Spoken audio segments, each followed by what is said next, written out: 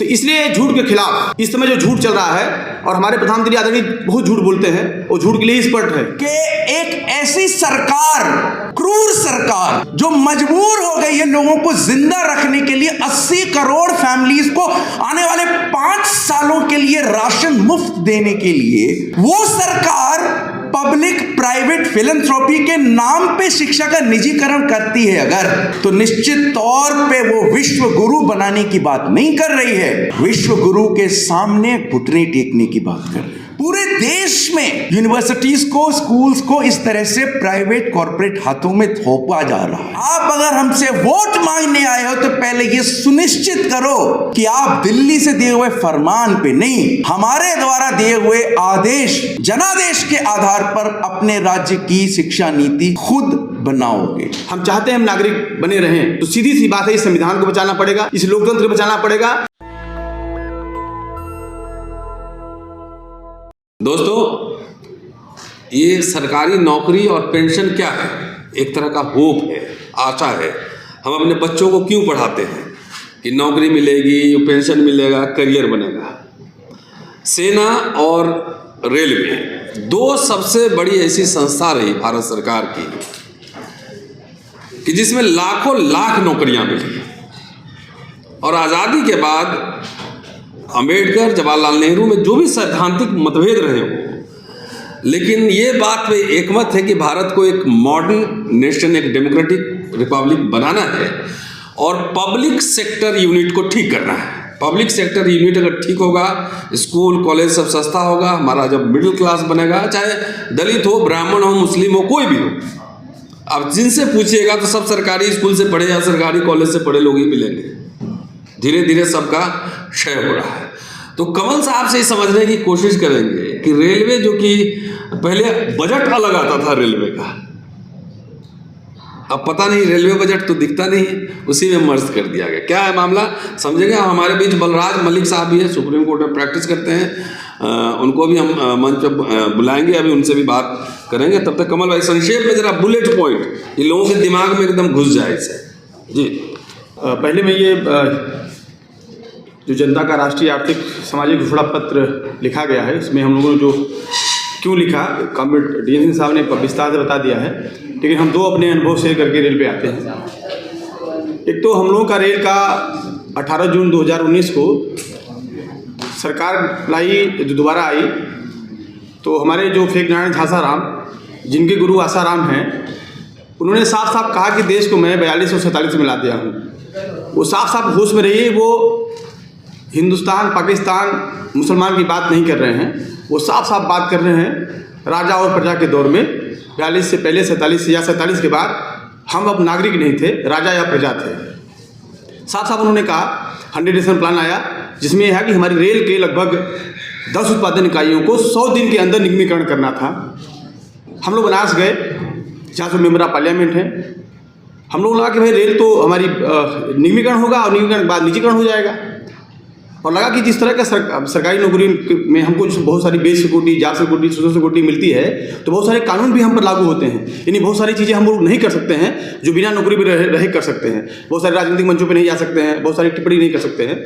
तो लगा भाई रेलवे हमारी बिकेगी तो हम बचाएंगे कैसे। तो उस दिन हम लोगों ने तय किया कि हम जनता की सवारी भारतीय रेलवे को बचाने के लिए जनता के बीच से जाएंगे। और हम लोग DLW कैंपस से निकलकर काशी हिंदू विश्वविद्यालय गेट पर काशी विद्यापीठ पे गए, छात्र से निकल रहे थे। हमने कहा भाई हमारी रेल बिक रही है। छात्रों का रेल बिक रही है तो हमसे क्या मतलब, बिकने दीजिए। हमने कहा पढ़ाई लिखाई करके करोगे क्या, तो नौकरी करेंगे। तो देश में सबसे अधिक नौकरी देता कौन है, तो भारतीय रेलवे, वो तो बिक रही है। तब उनको लगा कि नहीं, हमारा हमसे जुड़ाव है। तो हमने कहा कल हम कबीर चौराहे पर धरना देंगे, आप आओ। वो छात्र आया। उस तरह सीनियर सिटीजन जिनको रेलवे सुविधाएं दिया करता था, 100 रुपये की टिकट 60 रुपये में, 58 साल की महिलाओं को 50 रुपये में, उनको भी नहीं मिलेगा अगर रेलवे बिक जाएगी। तो वो सीनियर सिटीजन हमारे पास आया। किसान की, हाँ हमारे साथी लोग हैं, अगर 25 की टीम बना के आप किसान साथी कहीं यात्रा में जाते हैं, उनको सुविधाएं मिलती हैं, वो नहीं मिलेंगी। SC ST OBC उस समय तक EWS नहीं आया था, वो तमाम लोग भी हम लोग गए और कहा भाई रेलवे जनता की सवारी है और जनता को बचाना पड़ेगा। नारा दिया, संघर्ष आपके द्वार। रेलवे कर्मचारी डिग्री कॉलेजों पर, इंटर कॉलेजों पर, ITI कॉलेजों पर, पॉलिटेक्निक कॉलेजों पर गया। और ये करते करते हम लोग इसी दिल्ली में ही बगल में मावलंकर हाल में 8 दिसंबर 2019 को आए और हमने सबको चिट्ठी लिखी जो रेलवे में इन्होंने काम करती हैं, FIR, AIS2, LRSA, SMA guard council, सबको हमने कहा कि भाई रेलवे रहेगी तब आपकी यूनियन रहेंगी, और सीधे जनता को भागीदारी किया। छात्र, किसान, मजदूर, नौजवान, सीनियर सिटीजन सब यहाँ आए, इसी बगल में मौलनगर हाल में, और 100 दिन में 100% प्लान लागू करना था, जिस फेक नारायण झासाराम की सरकार को लागू नहीं कर पाई। तो हम जब रेलवे के निजीकरण को अगर ठेके रोक पाए तो इसलिए रोक पाए हम रेलवे कर्मचारी कि हम जनता के बीच सीधे गए और जनता ने हमारा साथ दिया। इसलिए लगा कि जनता से सीधे जुड़कर जनता के मुद्दे को हम लोग इस तरह का कोई मैनिफेस्टो बनाएं। नंबर 2, अभी हमारे साथी बैठे हैं विजय कुमार बंधु जी, इनके नेतृत्व में हम लोगों ने चंपारण से यात्रा निकाली, NPS निजीकरण भारत छोड़ो यात्रा। उस यात्रा को लेकर हम लोग जब मध्य प्रदेश में गए, जो ट्राइबल्स इलाके में, आदिवासी इलाके में, तो जिस यात्रा को हमको 4 घंटे में पूरा करना था उसको 11 घंटे लग रहा था। हमको लगा भाई इतना समर्थन क्यों मिल रहा लोगों का, क्या खास बात है। तो जो वहाँ के ट्राइबल्स, आदिवासी गरीब गुरबा ने जो कहा, उन्होंने कहा साहब देखिए, आज़ादी से पहले हम नागरिक भी नहीं थे और हम गांव खेत खलिहान में रहते थे, पहाड़ में जंगल में रहते थे। ये आज़ादी मिली, एक संविधान आया, हमें नागरिक माना गया और हमें सरकारी सेक्टर में नौकरियां मिली, तो हम लोग खेत खलिहान जंगल पहाड़ से कस्बों में आए, हमारे बच्चे पढ़ लिख कर शहरों में गए और वहाँ से अब देश विदेश जाना शुरू किए। यानी जो भी सुविधाएं मिली वो हमको पब्लिक सेक्टर से मिली। एक जो मध्यम वर्ग भारत में बना वो पब्लिक सेक्टर से बना। अगर ये सरकार रह गई, ये निजीकरण खत्म हो गया, तो हम फिर से लौट के वहीं जंगल खेत खलिहान और पहाड़ में चले जाएंगे। इसलिए इस लड़ाई का हम समर्थन कर रहे हैं। तो हमको जनता ने जो कहा, इससे हमें महसूस हुआ कि ये जनता ही जो भी हमले होंगे उसका मुकाबला और केवल जनता कर सकती है। इसलिए जनता का घोषणा पत्र हम लोग आपके बीच लाए। रेलवे जो जनता की सवारी है, जो जनता की सवारी रेलवे है, यकीनन ये रेल कर्मचारी हमारे साथी आए भी हैं, यहाँ मनीष वगैरह हैं। सचमुच में जानिए कि रेलवे कर्मचारी जनता की सवारी या किसी पब्लिक सेक्टर को जो काम करता है नहीं बचा पाएगा। उसमें जनता का साथ चाहिए ही होगा। अगर पब्लिक सेक्टर है बचाना है तो उसमें जनता का साथ चाहिए होगा। और आज की तारीख में जब हम आपसे बात कर रहे हैं तो आप केवल पब्लिक सेक्टर पर छोड़िए मत, आप कल को नागरिक भी रहेंगे कि नहीं रहेंगे ये भी तय करना मुश्किल हो जाएगा। हम क्या फिर से प्रजा बनेंगे? अगर हम प्रजा बनने को तैयार नहीं हैं, हम चाहते हैं हम नागरिक बने रहें, तो सीधी सी बात है इस संविधान को बचाना पड़ेगा, इस लोकतंत्र को बचाना पड़ेगा। तमाम तरह की राजनीतिक पार्टियां हैं जो अपने अपने घोषणा पत्र जारी कर रहे हैं। हमारे साथी ने अभी कहा उस दौर में हमारी घोषणा पत्र का क्या मतलब। सभी राजनीतिक दल रोज घोषणा पत्र को जारी कर रहे हैं, लेकिन सभी राजनीतिक दलों की अपनी एक सीमा है, अपनी एक मर्यादा है, लेकिन जनता की अपनी कोई सीमा नहीं है। जनता सचमुच में तय कर लेगी, जनता अपने मुद्दों पर वोट करेगी, तो यकीनन भारत का लोकतंत्र बचेगा, भारत का संविधान बचेगा। और इस समय जो हमला है, ये मैं पूरी जिम्मेदारी से कह रहा हूँ, इस समय जो हमला है वो केवल पूंजीवाद का नहीं हमला है, इसमें एक बहुत बड़ा हमला ब्राह्मणवाद का है। और हमारा पुरखा डॉक्टर BR अम्बेडकर साहब कहते थे कि मेहनत कशों के 2 दुश्मन हैं, साफ एक है ब्राह्मणवाद, दूसरा है पूंजीवाद। तो पब्लिक सेक्टर के पैरेलल जो खड़ा हुआ है आपका प्राइवेट सेक्टर, वो आपको बे सिक्योरिटी नहीं देता है, वो जॉब सिक्योरिटी नहीं देता है, वो सोशल सिक्योरिटी नहीं देता है। हम लोग मेडिकल में रहे हैं, हम जानते हैं जो जीवन प्रत्याशा है लोग जीने का।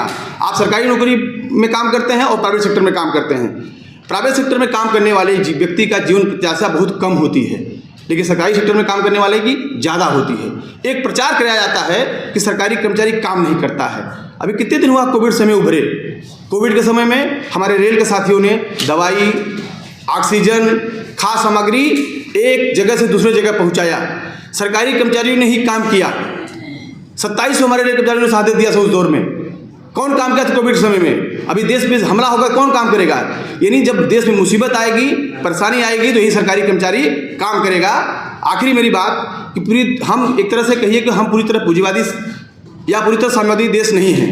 इसके बावजूद भी हम एक तरह से वेलफेयर स्टेट का कंसेप्ट रखते हैं, हमारा संविधान उस तरह का मानता है। लेकिन आपको आश्चर्य होगा कि दुनिया का कोई ऐसा देश नहीं होगा जहां हमसे कम सरकारी नौकरियां हैं। हमारे यहाँ 2.8% या 9% है, यानी 3% भी ठीक सरकारी नौकरी नहीं है। लेकिन जो पूंजीवादी देश हैं वहाँ भी 10 से 12, यहाँ तक कि 18% सरकारी नौकरियाँ हैं। तो इसलिए झूठ के खिलाफ इस समय जो झूठ चल रहा है, और हमारे प्रधानमंत्री आदरणीय बहुत झूठ बोलते हैं, वो झूठ के लिए स्पष्ट है। इसमें आपके पास एक सच का सहारा है, और सच है कि हम लोग जनता के एक दस्तावेज आपके बीच लाए हैं। तमाम दमन, तमाम जुर्म जाति के खिलाफ ये जो हमारे साथी लोग बैठे हैं और आप जो हमारे सामने बैठे हैं, हमें पूरा विश्वास है कि हम लोग मिलकर लड़ेंगे। ये देश केवल गोलवलकर का नहीं है, कोट सावरकर का नहीं है, ये देश अम्बेडकर का भी है, ये देश भगत सिंह का भी देश है, ये पेरियार का देश है। हम सब मिलकर लड़ेंगे, लेकिन मिलकर लड़ेंगे, जीतेंगे। और अब ये जो आखिरी जो चुनाव होने जा रहा है, इसमें किसी कीमत पर ये सरकार जो है ये न आने पाए, इसी वादे के साथ मैं अपनी बात समाप्त करता हूँ। लंबे समय से 27 साल तकरीबन हो गए और इसी दिल्ली शहर में 600 रुपये महीने में रूम का रेंट भी दे लेता था और पढ़ाई भी कर लेता था महीने पर। लेकिन अभी जो हाल है उस पर कई बार मैं बोलता रहता हूँ, आप कहीं कहीं सुनते होंगे, जो एजुकेशन का हाल है कि अब मिडिल क्लास भी अपने बच्चों को दिल्ली यूनिवर्सिटी में या दिल्ली में रखकर नहीं पढ़ा सकता है। एक बच्चे का खर्चा 15 से 20 हज़ार रुपया कम से कम मैं कह रहा हूँ। बहरहाल हमारे साथ प्रोफेसर विकास गुप्ता हैं, All India Right to Information Education Movement से जुड़े हुए हैं, देश भर में घूमते हैं और इन्होंने काफ़ी शोध किया है। मैं तो कई बार भाषण देता हूँ पढ़ के, लेकिन इनके पास आंकड़े बहुत हैं और देश में जो एजुकेशन का फ्रॉम केजी टू पीएचडी और पीएचडी करने के बाद नौकरी कौन सी मिलेगी, ठेके में मिलेगी कि प्राइवेट मिलेगी, वो भी गारंटी नहीं है। विकास से हम लोग सुनेंगे कि आखिर एजुकेशन को लेकर कैसे मोदी साहब विश्व गुरु बना रहे हैं भारत। शुक्रिया ये मौका मुझे देने के लिए। पहले ये माफ़ी मांग लेता हूँ कि ये मैं पढ़ नहीं पाया हूँ। मुझे बताया था भाई रतनलाल जी ने 3-4 दिन पहले इसके बारे में, पर मेरे से मिस्टेक होगी, मैंने पढ़ा नहीं। लेकिन ये मान के चल रहा हूँ कि क्योंकि मैं जनता के बीच तकरीबन 200 से ज़्यादा संगठनों के बीच काम करता रहा हूँ पिछले 15 सालों से शिक्षा के सवाल पे, तो जो कहूँगा वो एक तरह से इसका विस्तार होगा जो मूल में यहाँ लिखा हुआ है। क्योंकि हमने भी All India Forum for Right to Education की तरफ से एक इलेक्शन मैनिफेस्टो जारी किया है जिसमें तकरीबन 15 मांगे हैं। तो बहरहाल मैं उस पर आता हूँ, उन बुलेट पॉइंट्स पे आता हूँ। पर आप खुद सोचिए कि आज ये जो ग्लोबल नॉर्थ और ग्लोबल साउथ, या उसको दूसरी तरह से कहें कि जो डेवलप्ड कंट्रीज़ और अंडर डेवलप्ड कंट्रीज़ की डिवाइड है, वो कहाँ पे शुरू हुई? जब मॉडर्न पीरियड में उन्होंने डेवलपमेंट शुरू किया तो उन्होंने ये इंतज़ार नहीं किया था कि हम जब अमीर हो जाएंगे तब हम एजुकेशन में इन्वेस्ट करेंगे और सबको क्वालिटी एजुकेशन स्टेट फंडिंग के ज़रिए देंगे। ये प्रोसेस डेवलपमेंट के साथ इंटीग्रल था। लेट 18th सेंचुरी में जब जर्मनी में स्टेट फंडेड एजुकेशन सिस्टम शुरू हुआ तो आप जानते हैं कि वो उन देशों से भी आगे निकल गया जिनके यहाँ मॉडर्न डेवलपमेंट पहले शुरू हुआ था। इसलिए इस बात का कोई रोने की ज़रूरत नहीं है कि देश में फंड नहीं है इसलिए हम पब्लिक फंडेड एजुकेशन सबको नहीं दे सकते। इसकी पॉलिटिक्स में मैं आ रहा हूं, पर इस बात को भली भांति समझ लीजिए। बल्कि पिछले 5 साल में जितना एजुकेशन पे खर्च किया गया है उससे ज़्यादा कॉर्पोरेट एग्जम्पशंस के रूप में गवर्नमेंट ने वेवर किया है। और जो खर्च किया है वो एसेंशियली एजुकेशन सेस के नाम पे जो गरीब से गरीब गुरबा इस देश का देता है उसी को एलोकेट किया है और उसको भी खर्च नहीं किया है। इसलिए हमारी ये बिल्कुल साफ मांग है कि अगर इस देश को सच में विश्व गुरु बनना है तो सबसे पहले 15% जीडीपी का एजुकेशन पे खर्च करना पड़ेगा। यह भी समझ लीजिए कि एक ऐसी सरकार, क्रूर सरकार, जो मजबूर हो गई है लोगों को जिंदा रखने के लिए 80 करोड़ फैमिलीज को आने वाले 5 सालों के लिए राशन मुफ्त देने के लिए, वो सरकार पब्लिक प्राइवेट फिलैंथ्रोपी के नाम पे शिक्षा का निजीकरण करती है अगर, तो निश्चित तौर पे वो विश्व गुरु बनाने की बात नहीं कर रही है, विश्व गुरु के सामने घुटने टेकने की बात कर रही है। अगर सच में विश्व गुरु बनाने का मकसद होता जो कि एनईपी में लिखा गया है तो वो नहीं होता जो उसमें हुआ है। आप उस चैप्टर को पढ़िए, ये वो चैप्टर है जहां भारत को विश्व गुरु बनाने की बात कही गई है। उस चैप्टर में भारतीय यूनिवर्सिटियों को विदेश में खोले जाने का कोई रोड मैप नहीं है, उल्टे उसी चैप्टर में विदेशी यूनिवर्सिटीज को बाहर से यहां लाने की बात की गई है। तो हम विश्व गुरु बनने वाले हैं या विश्व दास बनने वाले, एक नए एकलव्य बनने वाले हैं? या सच में एक बुद्धिजीवी वर्ग बनने वाले हैं, ये आप इस बात से समझ सकते हैं। उस आंकड़े को ध्यान रखिए, 80 करोड़ फैमिलीज को राशन देना पड़ रहा है उस देश में जहां तकरीबन 80% स्टूडेंट उस एज वर्ग में, एजुकेशन एज वर्ग में, एजुकेशन सेक्टर से बाहर है। और ये हमारा आंकड़ा नहीं है, सरकार का खुद का आंकड़ा है। पढ़ लीजिए हायर एजुकेशन सर्वे का जो अभी 2020 का रिपोर्ट आया है। पिछली सरकारें नॉन प्रॉफिट मेकिंग एनजीओज को एजुकेशन में प्रमोट करने के नाम पे और पब्लिक प्राइवेट पार्टनरशिप के नाम पे एजुकेशन सेक्टर का प्राइवेटाइजेशन कर रही थी, अब फिलैंथ्रोपी के नाम पे कर रही हैं।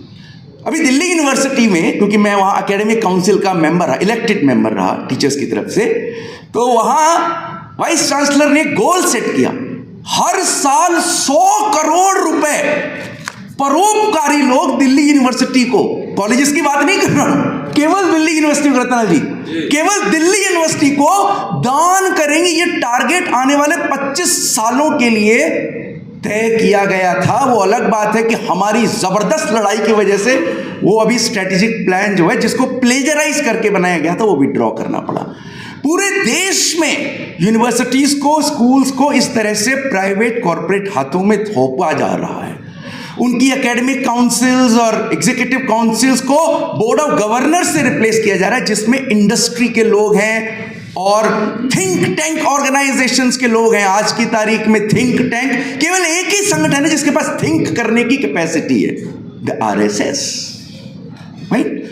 और इसीलिए हम ये देखते हैं कि कमर्शियलाइजेशन के साथ साथ जो दूसरा ऑब्जेक्टिव है इस सरकार की शिक्षा नीति का, वो है कम्युनलाइजेशन, और उसे वो पूरा करने की पूरी जिद्दोजहद कर रही है। हर तरह का जो क्रिटिकल थॉट है उसे शिक्षा से गायब कर रही है, करने की कोशिश कर रही है। लगातार आप एनसीईआरटी के सिलेबस डिलीशंस की कहानी पढ़ लीजिए, और यूनिवर्सिटी में जिस तरह से नई सिलेबस में पुराने क्रिटिकल थॉट्स को डिलीट किया जा रहा है, और खास तौर से जो दलित आदिवासी क्रिटिकल थिंकर्स थे उनके चैप्टर्स को गायब किया जा रहा है, और फेमिनिस्ट थिंकर्स को गायब किया जा रहा है। जो सेक्युलरिज्म की बात करने वाले क्रिटिकल थिंकर्स थे, माइनॉरिटीज की बात करें, उनको गायब किया जा रहा है। इकबाल को गायब कर दिया गया, बताइए, इकबाल को गायब कर दिया गया। सारे जहां से अच्छा को का गुणगान करने की बजाय उसके रचयिता को ही करिकुलम से गायब कर दिया जा रहा है। पूरे देश में ये चल रहा है। तो इसकी हमें जनता तक बात लेके जानी है। आजादी का गीत लिखना और झूठा, बिल्कुल झूठा आरोप लगा के, अब उसका अभी इतिहास पढ़ाने का समय नहीं है कि वो कैसे वो पार्टीशन के लिए जिम्मेदार थे। तो पूरा इतना रिसर्च हो चुका, उनका कोई इसमें भूमिका ही नहीं थी, पर वो एक बस झूठ है, उस पर कोई सुनना ही नहीं चाहता। नहीं जी, हमने फैसला कर दिया, गायब। पहले यूपीएससी के उससे गायब किया और उसके बाद अब यूनिवर्सिटी से गायब कर रहे हैं, स्कूल से मिटाए जाने। तो कम्युनलाइजेशन, और वो इस हद तक है, और वो सेंट्रलाइजेशन से जो उसका तीसरा जो फॉल आउट हो रहा है वो है, इस हद तक है कि पूरे देश में एक जैसी पॉलिसी बना देनी है, एक जैसी पॉलिसी, सब कुछ सेंट्रलाइजेशन। आप समझ लीजिए, उसका नुकसान मैं आपको बताऊंगा, पर पहले इसको समझ लीजिए, क्योंकि हम तभी इसका विरोध कर पाएंगे। स्कूल लेवल पे परख नाम की एक संस्था होगी जो तीसरी क्लास से जो नॉन बोर्ड एग्जाम उन सबको कोऑर्डिनेट करेगी ऑल इंडिया लेवल पे। बताइए, टीचर करेगा कि, और वो भी कौन सी, आउटसोर्स यानी प्राइवेट वाली, वो कोऑर्डिनेट करेगी परख। फिर centralise admission test for universities, फिर जेईई, फिर एनईटी, सब चला लिया, और फिर नेट, और वो सब अब उसको वो दे दिया, सीबीएसई को दे दिया, जो एमफिल पे को खत्म कर, पीएचडी का, एमए का, सारा सेंट्रलाइज। जबकि ये साबित हो चुका है, इतना रिसर्च हो चुका है कि जब सेंट्रलाइजेशन होता है एजुकेशन का, तो जितना स्थानीय ज्ञान है और जितनी रीजनल और लोकल भाषाएं हैं वो मरती हैं, और जो समाज की मेजॉरिटी है वो उससे गायब हो जाती है, क्योंकि वो उस ज्ञान से, उस भाषा से अपने आप को रिलेट नहीं कर पाती, और कोचिंग इंडस्ट्रीज फलती हैं, और उससे क्या होता है, जो उसका पैसा दे सकता है वही शिक्षा हासिल कर पाता है, बाकी लोग उससे बाहर। इसीलिए दिल्ली यूनिवर्सिटी का कैरेक्टर बदल रहा है। पहले कहां के लोग आते थे, अब धीरे धीरे उसका, अब आप देख लीजिए, बड़े बड़े शहरों के और पैसे वाले लोगों की जगह बनती जा रही है। देखिए क्या एडमिशन टेस्ट है, जो कंप्यूटर पे होता है। उस देश में जब कंप्यूटर लिटरेसी बहुत कम है, 5-6%, वहां दिल्ली यूनिवर्सिटी में, और कितना जबरदस्त, नहीं केवल दिल्ली यूनिवर्सिटी में, सब जगह हायर एजुकेशन में एडमिशन होते हैं CUET के थ्रू, वो केवल CBSE बोर्ड के सिलेबस पे आधारित हैं, जो केवल 16% स्कूलों में फॉलो होता है, यानी बाकी के बच्चों को आपने पहले ही बाहर कर दिया। और दिल्ली की बात नहीं है, देश के बाकी इलाकों में तो दरअसल CBSE केवल एलीट प्राइवेट स्कूल्स में फॉलो होता है, उन सबको पहले ही गायब कर दिया। इसलिए हम सेंट्रलाइजेशन का विरोध करते हैं, कमर्शियलाइजेशन, कम्युनलाइजेशन, सेंट्रलाइजेशन। और ये सेंट्रलाइजेशन इतना घातक है, इसके उदाहरण मैं भी इतिहास नहीं पढ़ाऊंगा, हिटलर का बारे में पढ़ लीजिएगा, पर एक उदाहरण आपको देता हूं। सारी यूनिवर्सिटीज में UGC के थ्रू एक ऑर्डर आता है, विकसित भारत का वो जो सेल्फी पॉइंट बनाते हैं, उसमें किसके साथ सेल्फी होती है? आज के राजा के साथ, जो आपको प्रजा बनाने वाला है, जो शुरू में कहा ना रतन। तो वो सेंट्रलाइजेशन एक घात। उसका एक आखिरी उदाहरण दूंगा। उत्तराखंड में स्कूल के टीचर्स ने, जहां चिपको आंदोलन को, पर्यावरण की स्थानीय पाठ्य पुस्तकें बनाई, वहां के उदाहरण और कहानियों से लेके उसको NCERT की किताबों से रिप्लेस कर दिया गया। आप बताइए। तो ये सेंट्रलाइजेशन का मामला है। फिर हम कहते हैं सोशल डिस्क्रिमिनेशन इन एजुकेशन को बैन करने की जरूरत है। लगातार ये प्रवृत्ति बढ़ रही है, लगातार, कि जब तमाम कोर्सेज में सीट्स रिजर्व कैटेगरीज की खाली रह जा रही हैं, और उससे भी बड़ी बात यह है कि इवन एजुकेशन सेक्टर में NFS की पॉलिटिक्स बढ़ती जा रही है। सूटेबल मेरिटोरियस कैंडिडेट्स को नॉन फाउंड सूटेबल करके निकाल दिया जाता है। NFS की संख्या लगातार बढ़ती जा रही है, और अब आपने देखा वो सरकार की मंशा को जाहिर करने वाली कमेटी थी, जिसको अभी दबा दिया गया है, जिसने डी नोटिफाई करने का, रिजर्व सीट्स को डी नोटिफाई करने का के लिए रेकमेंड किया था। अभी इलेक्शन निकल जाने दीजिए, वो रिपोर्ट लागू होगी। आजकल कोई ऐसी कमेटी नहीं बनती जिसमें सरकार के लोग वो हों जो सरकार के खिलाफ बोले। वो तो सरकार की ही राय थी, पर अभी उसको विड्रॉ कर लिया गया है। तो इसलिए हम ये भी कहते हैं कि किसी भी किस्म का discrimination in education must be stop, और उसके लिए जरूरी है कि सब लोगों को उनकी जरूरत के मुताबिक स्कॉलरशिप तो मिले ही, पर सबसे पहली कंडीशन है कि KG से लेके PhD तक की इंक्लूडिंग प्रोफेशनल एजुकेशन, सारी एजुकेशन फ्री ऑफ कॉस्ट, हम हिंदी में उसे बोलते हैं मुफ्त ही होनी चाहिए, और पूरी तरह से स्टेट फंडेड होनी चाहिए। इसके अलावा देश के पास कोई दूसरा रास्ता ही नहीं है इसको विश्व गुरु बनाने का। वैसे बाय द वे, हम विश्व गुरु क्यों बने? हर देश अपनी शिक्षा व्यवस्था अपने हिसाब से चलाएगा ना। पर आप देखिएगा, कोविड के टाइम में 5 देशों ने अपनी अपनी नेशनल एजुकेशन पॉलिसीज लागू की, क्योंकि वो वर्ल्ड बैंक की डिक्टेशंस पर लिखी गई, केवल उन पे कुछ स्थानीय बुद्धिजीवियों से भाषा परिवर्तन करा लिया गया, इसलिए बेसिक स्ट्रक्चर सेम है। फिर हम ये कहते हैं कि हमारा फोकस हमारी पब्लिक फंडेड यूनिवर्सिटीज को और स्ट्रेंथन करने का होना चाहिए। इस हालात में फॉरेन यूनिवर्सिटीज को इंडिया में लाने की कोई जरूरत नहीं है, बिल्कुल कोई जरूरत नहीं है।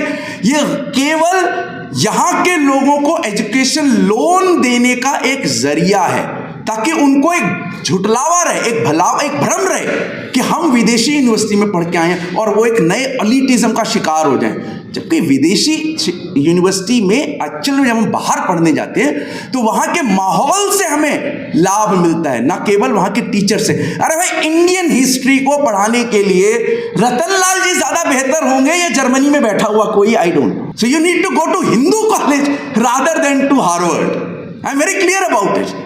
I have rejected many offers to settle down outside for variety of reasons, but उसका एक बहुत बड़ा कारण यह है कि मुझे मालूम है कि जो स्टूडेंट मुझे यहां मिलेंगे, गांव से आने वाले, जो मेरी टीचिंग को शेप करेंगे, वो बाहर नहीं मिलेंगे। इलाहाबाद उच्च न्यायालय ने 2015 में एक निर्णय दिया था। अगर आप में से कुछ लोग नहीं जानते तो सुन लीजिए। बहुत ही रेवोल्यूशनरी निर्णय था। यह कहा था कि स्टेट से किसी भी फॉर्म में बेनिफिट लेने वाला सैलरी या परक्यूसाइट, चाहे वो पब्लिक रिप्रेजेंटेटिव हो, ठेकेदार हो या कर्मचारी हो या ऑफिसर हो, वो सब state funded basic education school में ही अपने बच्चों को पढ़ने भेजेंगे। और उनका तर्क ये था कि अगर ऐसा होगा तभी जो पॉलिसी मेकर्स हैं, जो डिसीजन लेने वाला ताकतवर तबका है, वो सरकारी स्कूल पे ध्यान देगा। और उन्होंने सरकार को 6 महीने के अंदर एफिडेविट फाइल करने को कहा था कि आप इसे लागू कर पाए या नहीं कर पाए। आज तक ना केवल उसमें कोई एफिडेविट फाइल हुआ है, कुछ भी नहीं हुआ है। हम ये कहते हैं ना केवल यूपी में, बल्कि एज ए फर्स्ट स्टेप, ये अल्टीमेट नहीं है, अल्टीमेट तो है common education system, but as a first step actually Allahabad उच्च न्यायालय का वो निर्णय एक नोटिफिकेशन के द्वारा सारे देश में लागू किया जाना चाहिए। हमारा यह भी मानना है कि सारे कॉलेजेस में और यूनिवर्सिटीज में स्टूडेंट्स और टीचर्स यूनियंस के इलेक्शंस कराए जाने चाहिए, उनकी बात सुनी जानी चाहिए। यह कहना इसलिए जरूरी है कि आज देश की तमाम यूनिवर्सिटी और कॉलेजेस में वो इलेक्शंस बैन कर दिए गए हैं। इवन जामिया मिलिया इस्लामिया यूनिवर्सिटी में तो जो टीचर एसोसिएशन का जो सेक्रेटरी थी, उसे सस्पेंड कर दिया इस सरकार ने। ये वो यूनिवर्सिटी थी जहां पहले इन्होंने दंगे करवाए और जब बाद में वहां के टीचर और स्टूडेंट्स ने उसका विरोध किया तो इन्होंने उस टीचर यूनियन के इलेक्शंस को ही बंद कर दिया। ये ऐसी सरकार है। तो हम ये कहते हैं कि अगर आपको इस देश को, इस तरह की तमाम मांगे हैं, अगर आप कहेंगे तो वो हम आपके साथ शेयर कर लेंगे मैनिफेस्टो, उसका पूरा कॉन्टेक्स्ट है। हमारा ये कहना है कि सारे राज्यों को अपनी एजुकेशन पॉलिसीज बनाने की ऑटोनॉमी होनी चाहिए, क्योंकि हम एक फेडरल स्ट्रक्चर वाले देश हैं। कॉन्स्टिट्यूशन का जो फ्रेमवर्क वो फेडरल फ्रेमवर्क है। एजुकेशन एक समवर्ती सूची यानी कंकरेंट लिस्ट का विषय है, पर धीरे धीरे केंद्र सारे विषय अपने हाथ में लिए जा रहा है, राज्यों के हाथ में कुछ भी नहीं छोड़ रहा है। इसलिए राज्य सरकारों, राज्य के लोगों के लिए जरूरी है कि वो अपने अपने सरकारों पे ये दबाव डालें कि आप अगर हमसे वोट मांगने आए हो तो पहले ये सुनिश्चित करो कि आप दिल्ली से दिए हुए फरमान पे नहीं, हमारे द्वारा दिए हुए आदेश, जनादेश के आधार पर अपने राज्य की शिक्षा नीति खुद बनाओगे। ये हमारी डिमांड है। और बिल्कुल आखिर में मैं ये कहूंगा कि हम ये भी कहते हैं, इसलिए ये सबसे पहली शर्त है कि ये जो सेंट्रलाइज इंपोजिशन है of FYUP 4 year degree programme केवल सालों का सवाल नहीं है, उसमें बहुत सारी गड़बड़ियां हैं। FYUP, CUET, नीट, JEE, इस तरह की जो सोशली बायस्ड और सेंट्रलाइजिंग एडमिशन पॉलिसीज हैं, उनको रद्द करके राज्य स्तर पे उनको चालू किया जाना चाहिए। इन सब बातों के साथ मैं अपने आप को यहाँ विराम देता हूँ। शुक्रिया एक बार फिर से ये मौका।